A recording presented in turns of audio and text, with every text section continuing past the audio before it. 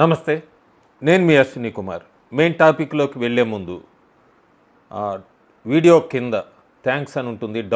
Download పక్కనే like, subscribe, download పక్కన thanks అని ఉంటుంది. ఆ థాంక్స్ క్లిక్ చేస్తే డొనేట్ చేయాలంటే చేయొచ్చు.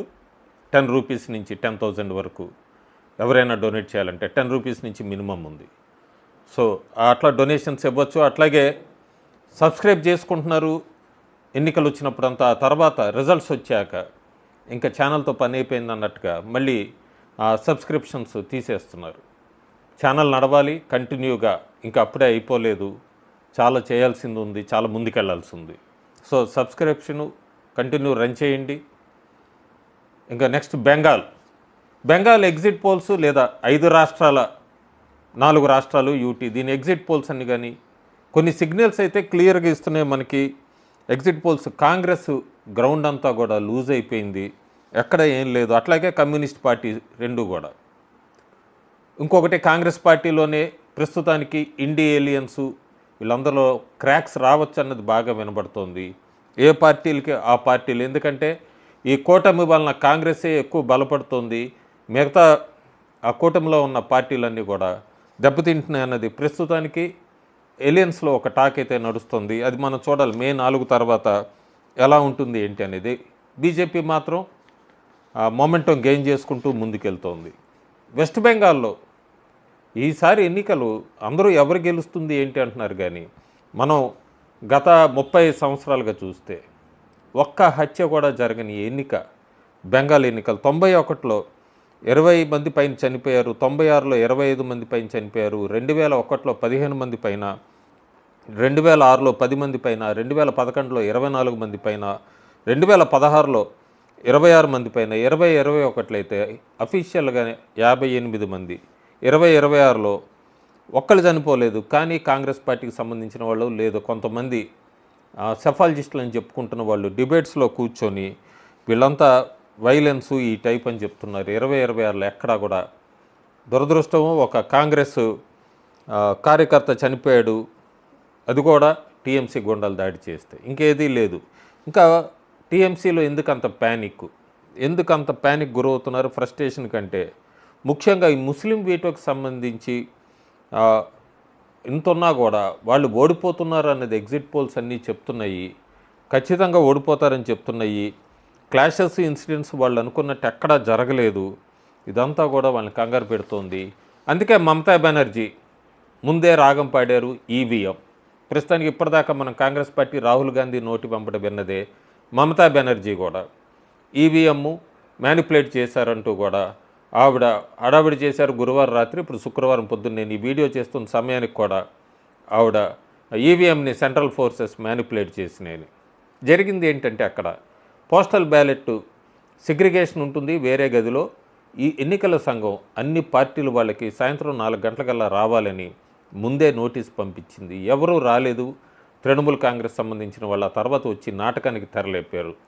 ఈవీఎం రూమ్స్ అన్ని స్ట్రాంగ్గానే ఉన్నాయి. మమతా బెనర్జీ 3 గంటలు అక్కడ ఉండి వచ్చి కూడా మళ్ళీ శుక్రవారం పొద్దునే మ్యానిపులేట్ అయిపోయింది అంటూ కూడా రాగం పాడుతున్నారంటేనే ఓటమి మంచినుంది తృణమూల్ కాంగ్రెస్ అన్నది క్లియర్ కనబడుతోంది. టీఎంసీ ఓడిపోతే ఎవరికి ఎక్కువ నష్టం? బెంగాలీ ప్రజలకి ఏం నష్టం లేదు. కానీ టీఎంసీ ఓడిపోతోందని పక్క దేశం బంగ్లాదేశ్ ఎంపీ అఖ్తర్ హుస్సేన్ ఆయన మాట్లాడుతూ ఎన్ని ఎగ్జిట్ పోల్స్ బీజేపీ గెలుస్తాయని చెప్తున్నారు. ఒకవేళ బీజేపీ గెలిస్తే మన బంగ్లాదేశీలు అక్రమంగా ఉన్న వాళ్ళందరినీ కూడా బీజేపీ బంగ్లాదేశ్లోకి పంపించేస్తుంది అంటూ ఆయన మాట్లాడడం, దీన్ని బట్టి అర్థమవుతోంది టీఎంసీ వెనక ఎవరున్నారు, పూర్తిగా బీజేపీ గెలిస్తే బెంగాల్ ఎంత మారుతుంది అన్నది. చాలా పోల్స్ వచ్చినాయి, చాలా ఎగ్జిట్ పోల్స్ వచ్చినాయి. చాలా వరకు కూడా బీజేపీ నెంబర్ 150, 146 నుంచి ఇస్తున్నారు. సో ఏదైనా బీజేపీ గెలుస్తుందని ఇస్తున్నారు, కానీ మార్జిన్ డిఫర్ అవుతుంది. దాదాపు 15-20 వాటిల్లో ఒక 2-3 టీఎంసీ తప్ప మిగతా అన్నీ కూడా బీజేపీకి ఎడ్జిస్తున్నాయి. అందులో చాలా ఇంట్రెస్టింగ్ 2 డేస్ చాణక్య తీసుకుంటే మనం ఎందుకు 2 డేస్ చాణక్య తీసుకోవాలి? 2011, 2016, 2019 లోక్సభ, 2024 లోక్సభకు సంబంధించి బెంగాల్ 2024 ఒక్కటే ఫెయిల్ అయింది. 2011, 16 అసెంబ్లీ ఎన్నికలు, 2019 లోక్సభ ఎన్నికలు చాలా క్లియర్ కట్గా బెంగాల్ని ప్రిడిక్ట్ చేసిన ఏకైక ఏజెన్సీ. చాలా క్లియర్గా టుడే చాణక్య 11, 16, 19 ఫుల్ క్లారిటీ, 24లో నెంబర్ మిస్ అయింది. సో వాళ్ళు ప్రిడిక్షన్ ఏంటంటే సునామీయే, 180 పైనే బీజేపీ గెలుచుకుంటుంది. సైలెంట్ ఓటర్స్ ఎవరికి వేశారు ఏంటి పెదవిప్పిన వాళ్ళందరూ కూడా బీజేపీకి వేశారు. పూర్తిగా యాంటీ ఇంకంబెన్సీ, ఒక వర్గం లేదు, మొత్తం అంతా కూడా ఈసారి మమతా బెనర్జీని ఓడించాలి అని చెప్పి ఓటేశారన్నది వాళ్ళు చెప్తున్నారు టుడేస్ చాణక్య. వాళ్ళ యాక్యురసీ 95% పైన ఉంది కాబట్టి అదొకటి కన్సిడర్ చేసుకోవాలి. నెక్స్ట్ ఓటు వైపు CNN News 18 ఓటు వైపు వాళ్ళు కూడా 153 సేమ్ నా ప్రిడిక్షన్. నేను 153, 156 దగ్గర ఎందుకు ఆపుతున్నాను అంటే సేఫ్ సైడ్ ఉండటం బెటర్. దానికన్నా ఎక్కువ వస్తే సంతోషమే.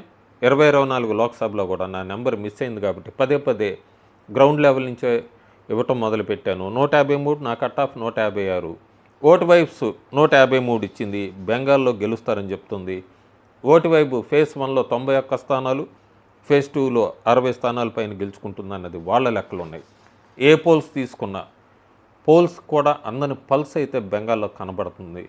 బెంగాల్లో ఇంతవరకు కూడా ఎప్పుడు చూడని నెంబరు ప్రతిపక్షం బీజేపీ ఈసారి అధికారం కైవసం చేసుకుంటాం ఖచ్చితమన్నది మమతా బెనర్జీకి ఇంటెలిజెన్స్ రిపోర్ట్స్ ఉన్నాయి కాబట్టి ఏప్రిల్ 30 సాయంత్రం నుంచే ఈవీఎం ట్యాంపరింగు, మే 1వ తారీఖు ఈవీఎంని సెంట్రల్ ఫోర్సెస్ మ్యానిపులేట్ చేసి నేను కొత్త రాగం అందుకున్నారు. ఈ కొత్త రాగం పట్టే చెప్పచ్చు బెంగాల్ ఎవరి వైపు వెళ్తుందని. ఎప్పుడే బీజేపీ కార్యకర్తలంతా బెంగాల్లో స్వీట్స్ ఆర్డర్స్ ఇవన్నీ కూడా మనం చూడొచ్చు. ఫొటోస్ మే 4కి రెడీ అవుతున్నారు. మే 4 ఒక సాఫ్రాన్ ఎమర్జింగ్ బెంగాల్లో ఎమర్జ్ అయింది అన్నదైతే మనం చూడొచ్చు. Thank you.